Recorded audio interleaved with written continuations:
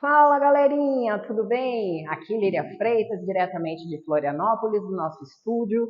Hoje eu estou aqui para falar para vocês um pouquinho sobre métodos de treino. Métodos de treino são variações que nós podemos fazer, mexendo nas variáveis de um treino, fazendo com que esse treino se torne mais intenso e assim mais eficiente. Existem dezenas de métodos de treino. Para que esse vídeo não fique muito grande, a gente vai falar sobre algumas delas hoje. Depois, se vocês tiverem interesse em saber sobre outras, deixem nos comentários. Se tiverem alguma dúvida também, se ficaram com alguma dúvida sobre algum método que a gente passou aqui, como utilizar, pode deixar nos comentários que eu vou ter muito prazer em responder. Já aproveito para pedir que, se você não for inscrito nesse canal, se inscreva, deixe seu like, ativa lá o sininho para receber as notificações de novos vídeos e ajuda o nosso canal a crescer. Beleza? Vamos lá então ao que interessa. Então, o primeiro método que eu vou falar para vocês, que eu particularmente gosto muito de utilizar, é o Bisset.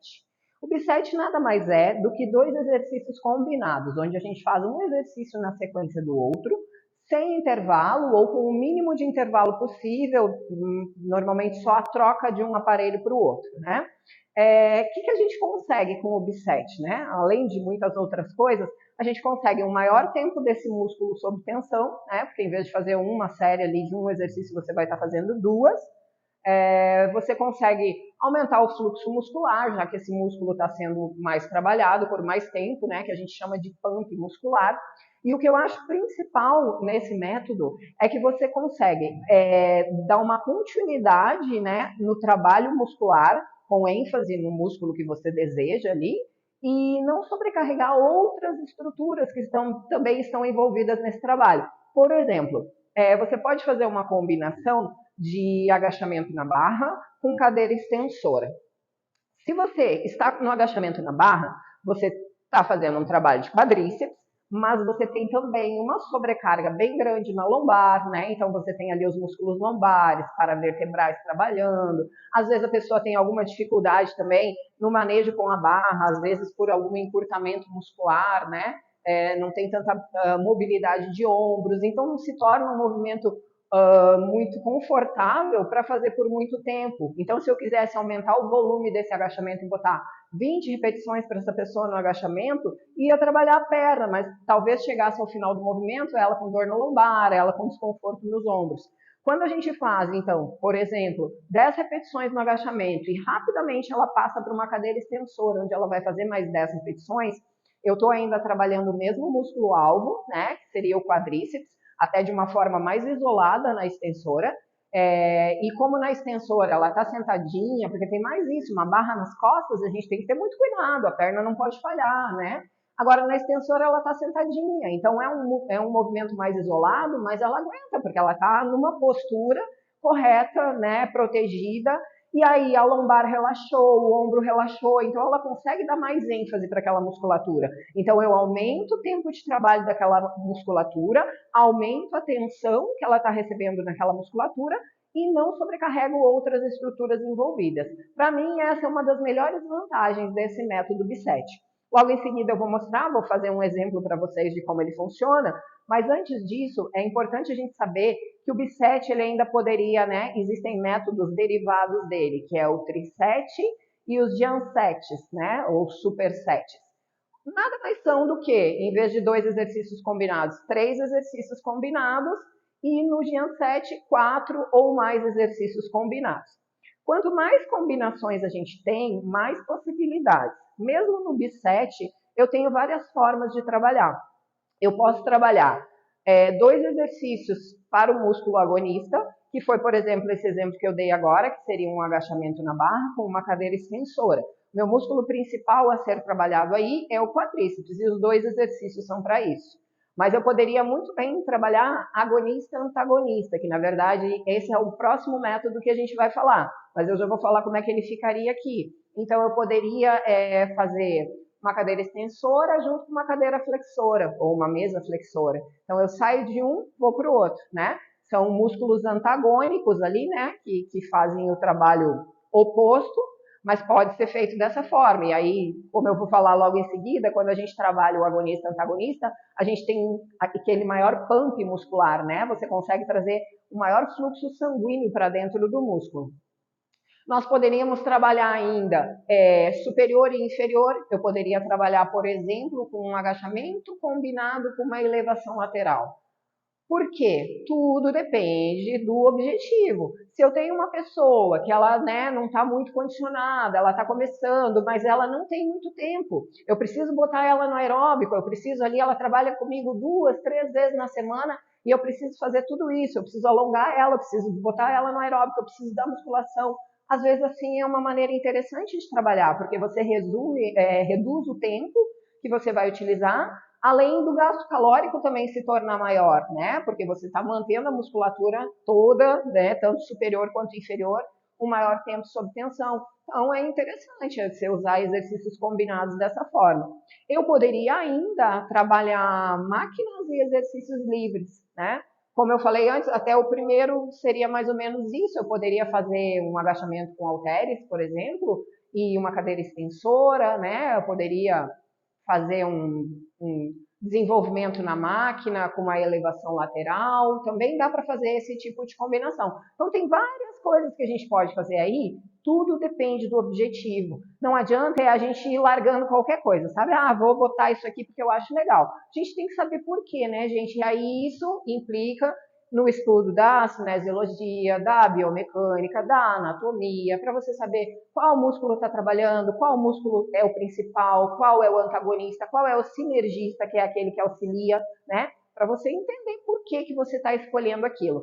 Mas assim, também nada impede de você que está na academia, né? Não tem um professor por perto aí, às vezes os professores estão sobrecarregados. Ah, vou pegar isso aqui e vou testar com um pouquinho a carga, com o máximo de segurança que você puder. Como eu falei antes, assim, tente que, principalmente se você está começando a fazer esses testes, que o segundo exercício não seja um exercício livre, seja um exercício na máquina, porque você já vai estar mais cansado, né? Então, se tiver que botar o agachamento, alguma coisa livre, um supino, coloca como primeiro. E o segundo supininho na máquina, porque qualquer coisa você só larga, né? Quanto a bisete é isso. Eu poderia falar das maneiras de trabalhar o trisete, porque aí quanto mais exercícios, mais oportunidades a gente tem. Eu poderia, por exemplo, pegar um exercício de quadríceps, um agonista, no trisete, né?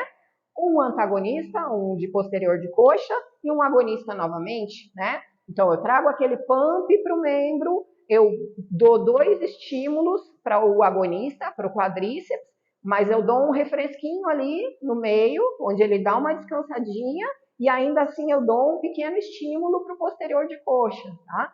No próximo vídeo eu vou falar com vocês também sobre a importância desses pequenos estímulos que a gente pode dar para um músculo que no dia não é o músculo-alvo. Então, por exemplo, né, se hoje o meu músculo-alvo é quadríceps, se eu só trabalhar quadríceps e eu só deixar para trabalhar ele novamente no próximo dia de treino de quadríceps, dependendo de quantas vezes eu treino na semana, ou do seu aluno treina na semana, porque eu sei que tem muitos alunos que treinam 3 vezes na semana, né?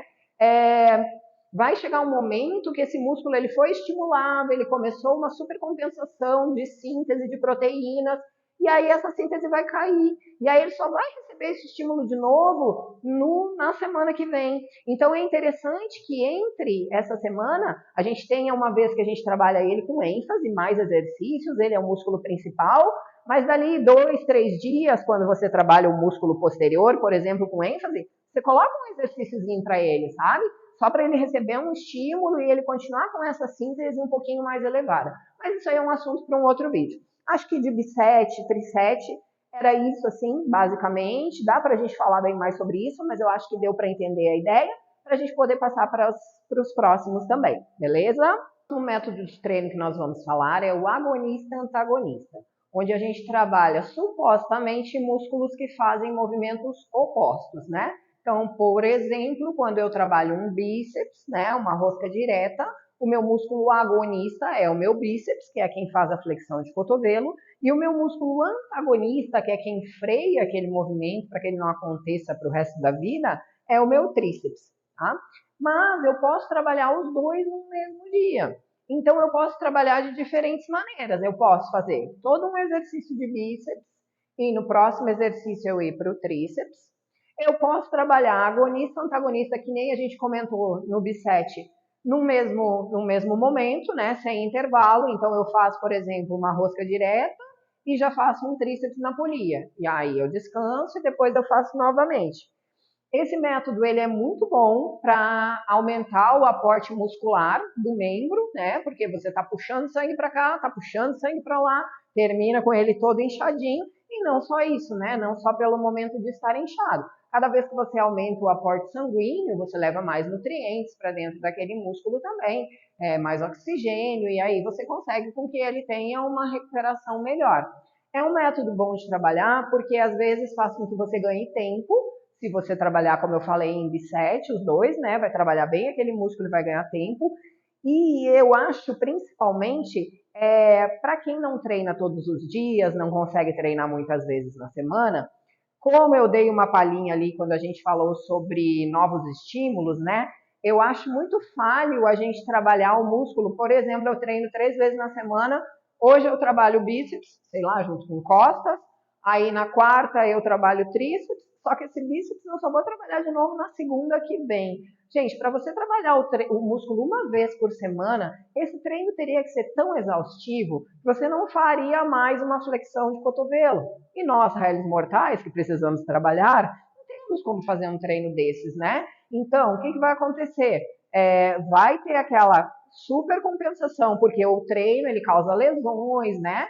E modificações metabólicas, onde o seu corpo vai querer recuperar aquele músculo machucado. Então, ele vai ter um momento ali que pode ser de algumas horas até 3 dias, é o que a gente tem aí basicamente na literatura, de uma supercompensação da síntese proteica. Então, ele fica, trabalhando para recriar aquele músculo, pegando bastante nutriente.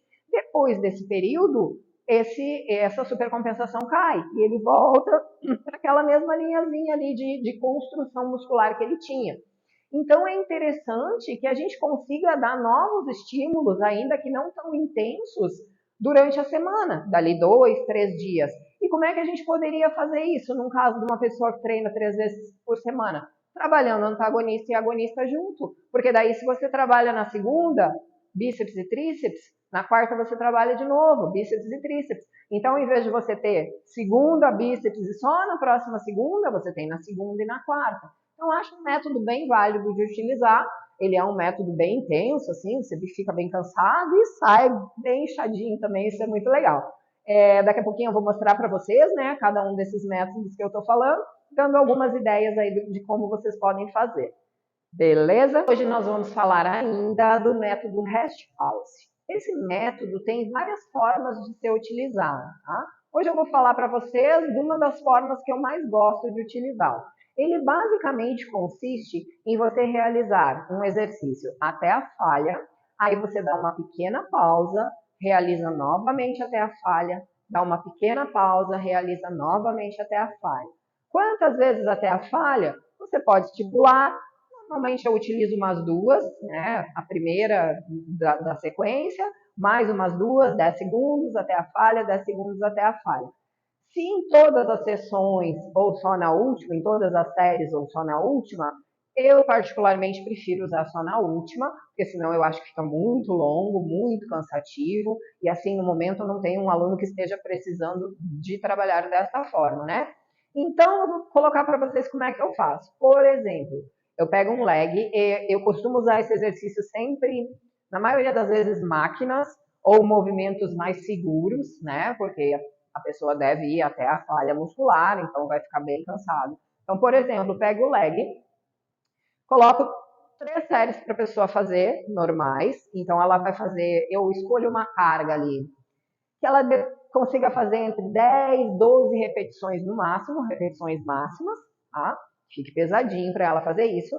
Então, ela vai fazer a primeira série, mais ou menos 10 a 12 repetições, intervalinho de 30 a 40 segundos no máximo, se for necessário tudo isso. Segunda série, normalmente intervalinho de 10 a 12 repetições. Chegou na terceira série, eu vou pedir para ela fazer até a falha. Então, eu vou pedir que ela leve até o máximo que ela conseguir, tá? Normalmente, como a galera costuma subestimar um pouquinho a sua carga, essa falha costuma ser até, na primeira vez, pelo menos, bem mais de 10 a 12 repetições. Então, elas vão até quantas elas conseguirem, digamos lá, saiu umas 15, eu peço normalmente para nem contar, faz quantas der. Soltou, eu Cronometro 10 segundos. Respira, 10 segundos, começa de novo. Vai até a falha, quantas repetições der, se possível fica ali o professor do lado estimulando, se você estiver sozinho, se estimule mentalmente e tenta mais uma do que fez na última vez. Fechou ali, não aguenta mais, soltou, 10 segundos de intervalo e vai de novo até a falha com toda a vontade possível. Fechou, aquele exercício fechou, vai para o próximo. Às vezes eu coloco em mais de um exercício, né, nas últimas séries assim de mais de um exercício. Às vezes num exercício só, quando eu estou começando esse método com um aluno, eu coloco só num. Eu ainda uso lá o B7 que eu estava usando, então o primeiro exercício eu faço ele fazer em B7, o segundo exercício a gente faz rest pause até a falha, né, no final, na última série. Acho um método bem interessante, aumenta o volume de treino, aumenta o estresse metabólico, acho que vale bastante a pena tentar, assim. E fazendo dessa forma, em aparelhos, é bem seguro também. Então, galera, estes foram nossos vídeos de hoje, falando de métodos de treino. Como eu disse para vocês, se vocês tiverem qualquer dúvida sobre esses assuntos que nós falamos ou sobre algum outro, deixem aqui nos comentários. Se tiverem sugestões para vídeo, deixem aqui nos comentários e em breve a gente vai estar criando mais, tá? Muito obrigada, não esqueça de deixar aquele like e até a próxima.